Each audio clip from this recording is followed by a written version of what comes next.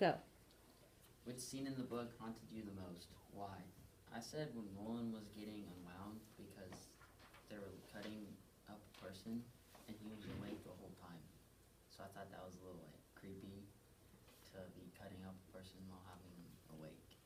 I kind of agree with that. It's just the idea of someone taking apart a person when they're still alive, watching it pretty much, taking off a foot, taking off a leg, and then slowly taking away their brain. That's what I said, and it was weird because he's like, who am I? Who am, who, and it's just dot, dot, dot, and then it was gone. At least I kept feeling things, that's good. It was just weird that he was conscious the whole time, like during it, like, that's the part that creeped me out the most. And how they were like talking about like a basketball game, Yeah. like acting like he wasn't even there. Yeah, and then like as the doctors, how he describes the doctors were slowly like rolling away the tables as each thing was gone. He said he made like tiny incision here and was like, Yeah. and look down because did anybody have another scene? Just something to add on to the last one. The part that grossed me out the most was the part where they took away all their blood and replaced it with a nutrient-rich oxygen rich solution. I like now that your body isn't even running on your own blood. I thought that was like really gross. So what did like mix with the blood? He just has no more blood. Well, I mean, like, cause they filtered the blood out, but there's something left to live. So if they took coolant in, I guess, would it mix with the blood? Oil and water, they don't mix. I don't know. I think it would probably just be like oil and water, I guess.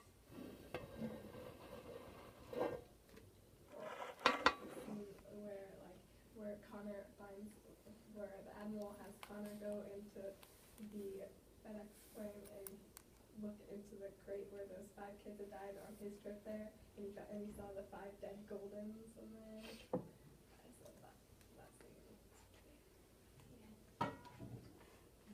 Also the hunted donkey scene. Yeah, Yes. trying to get all the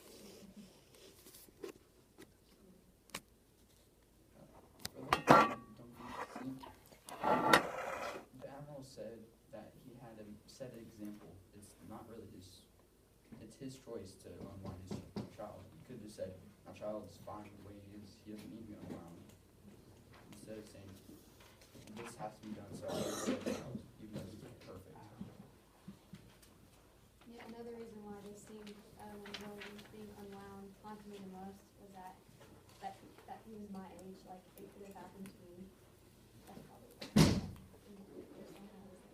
I felt the nurse was like, she's like, oh yeah, you shouldn't have done this, and she just walks away at the end. You at least stay until his last moments, then walk away. Right? She said she was still there and then walked away. Yeah, I mean, I know it's your job, but you can just be somewhat nice. Well, I think the people who could like kill kids like that and like separate them, they don't really have a heart. Yeah. So I don't think that was a problem for her to just walk away from him. Or maybe she thought like she couldn't hear him, like he couldn't hear her walk away. You know, he wasn't responding anymore after that. Well, yeah, she told him not to respond, like, oh, you can't talk anymore, you can't blink anymore. Well, she said that you could hear me blink twice. Well, at one point, she's like, okay, you have to stop blinking now. He had to close his eyes, and he heard She wouldn't footsteps. say that if she really couldn't hear it. When they're unwinding the head, is it just like when they take away the jaw, is it just like the eyes are still moving and it's just like a head sitting on the operation table? I don't know. What do they do with the head? That's my question. Maybe it's part of the like 0.6 they don't use, like along with the appendix. He just gives them a new head. Maybe. Or like the face graft or something, the skin graft. I think it's this thing. The head one would be too late to save them. So I don't think they could use it.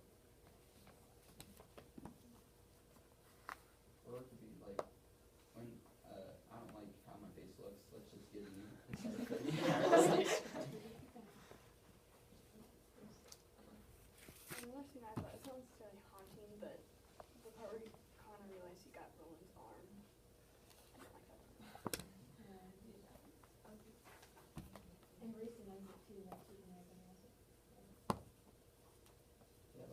took you a day before, it's not your own.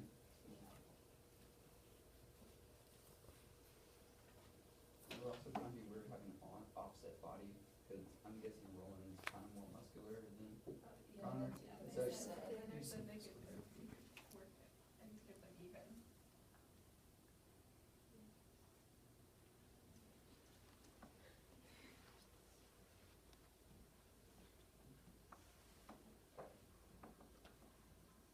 How would you feel if your parents signed the unwind order? Be angry and then ask why. I mean, if they give a valid explanation, then okay, it's your choice. I would feel like I was stabbed in the I mean, back, like- probably. Yeah. Like Yeah, I betrayed, feel like yeah, unwanted or unloved. yeah. I think I'd be like Connor, like really angry, but then like how he started writing that letter, he started like crying and like he realized that he still loved them. He wasn't, he could forgive them. He didn't like hate them, like he was just mad at them. Like, he realized if he was in his parents' shoes, he'd probably somewhat do the same thing because of his actions at school. Or like the society thinks it's okay, but I mean, like, what if you did something bad and your parents like were unwinding you because you robbed a bank and you're like, but I don't want to be unwound. But they're like, but you robbed a bank. So I'd be like, okay, I did something wrong. At least I'm giving my parts to somebody else. But it's something like, oh, you got an F on your test, you're getting unwound. I'm like, nah, I'm good. It depends on the situation. I don't know how I feel unwanted first, but like I don't know if I'd be able to forgive them or not. I think I did what Connor did, where he'd start improving on it, like improving on his life and then trying to make his parents feel bad because of it. Yeah, like getting A on a Yeah. test or something. Yeah, work extra hard, Yeah, saying I could have changed if you given me the chances and like more time. Yeah, I probably would have like tried to change what I did wrong and like try to do my best at everything because I wouldn't have much longer. Yeah, even though the unwind order is like permanent, like Because you they're can't going back. revoke it. I don't get why they made it permanent. Yeah, Like, if both of the parents agreed, couldn't they, like, stop it if they wanted to? I feel like there'd be a lot less like people being unwound if they could take it back. Like Yeah, so, they could like, just use it sometimes as like, sign it in the moment, like if they're angry or something. So. I mean, like, so, like, what if, like I said, what if your kid did something like really bad, like murdered 3 people, and the parents are like, oh no, we don't unwind them, so they don't unwind them, and the guy murders 3 more people. And they're like, oh no, we don't unwind you after all, because we love you and we still think you have a chance. I think that's why they made it permanent though, so there's like no going back because there's like a shortage of parts and stuff that I we think that need. they should make like a limit, like, if it's not that bad, then you can have another chance. Maybe like 3 strikes and you're out kind of thing. 3 strikes in life, you're out. Yeah. But what about the situation with, was it Hayden where his parents were getting a divorce and they didn't know which parent Yeah, that was wanted their it? fault. So if one parent couldn't have him, the Yeah. other one couldn't. And it's decided to. Which one was the aunt whose parents like the Yeah, his parents that just was died. not too fair. And then B? B? That's what I was thinking.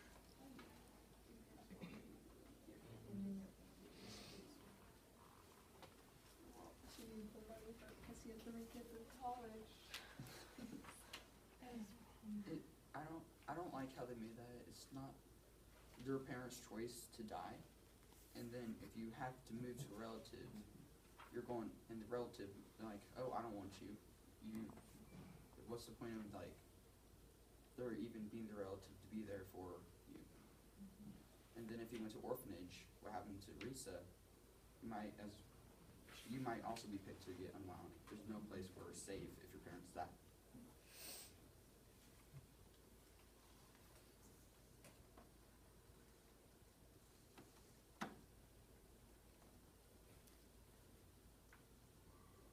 The top question is, in what ways is the society in Unwind similar to our society? Can you think of any ways? I thought that was an interesting question. Can you think of a way that it might be similar? Our society could possibly be similar, and you can think of all of those URLs and in the book, or actually real websites and real information. So let's see if you guys can think of anything to comment on. Not necessarily unwinding, but like storking a baby. It's kind of like giving them up to fall. Yeah, okay, that was my question, and I wrote on the back of the next one, I wrote, my answer is like, how, like, but we both, like, make it easy to, like, drop the responsibility, and, like, we make life cheap in some situations, and in others, we can make everything precious, but,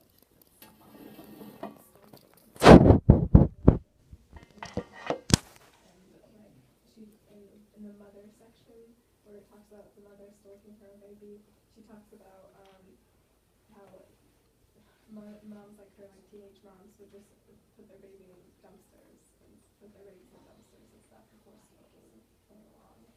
And so, Another thing for how unwinding is like close to society today, it's unwinding is a thing where people are following, no one wants to speak up because they might be shunned or something. So there aren't many people who drift away from unwinding so that they think something is right only because everyone else is doing it.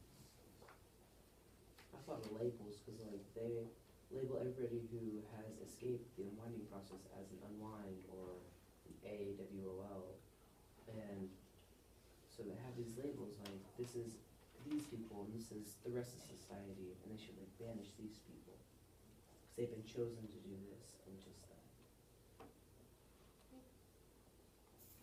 do you think examples of labels we have now? Racism, general. So yeah, like, I think like cliques in school, like, oh, these are like the jocks, and then these are like the kids who get in trouble all Nerds, the the time. geeks, Yeah, the whole thing. those are what I think of the labels people find for today. And if you have one of those labels, the person with the highest label thinks they're better than everyone else. And then everyone else wants to be that person with the highest label. Yeah. Does that happen in the society of unwind? Do they want to be? I think with the ties. Yeah, the ties want to Cause be, like, the ties kids are better than kids being allowed. Because they were chosen They by were God. chosen, yeah. And the unwinds are being unwound because they're bad. And Yeah. the ties weren't bad. They just were terrible. and they're treating them with loyalty, like they get like everything better. I was reading this morning for a paragraph, and I found a part where Lev was like, I am not an unwound because I'm being a tithe, and like, not was in all caps because he's declaring that he's not an unwound, like, calling it himself. I was confused, like, the tie and how he felt, how Lev thought about it. Like at first he went along with it, like he was glad he was proud. Then he didn't want to, and then he went sci-tie. And he saw like our street smart, he didn't want to be a tie anymore. And he kind of thought about being one again, and he went back. I think he was just pretending to be one for the plan. Yeah, because he didn't clap though.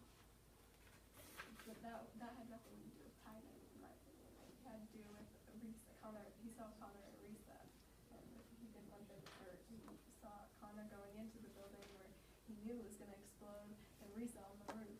So. And then in the end, when he's talking to Pastor Ben, he says he wants to believe in a God that doesn't tithe. That's something to go along with Caleb. Lev didn't clap because he wanted to save, and he wanted to at least give something to Connor for everything that they did for him, even though he made some bad choices for them, while they just tried to help him. So he hurried up the plan, so there's a small chance that they will survive. And after they clapped, Lev came in and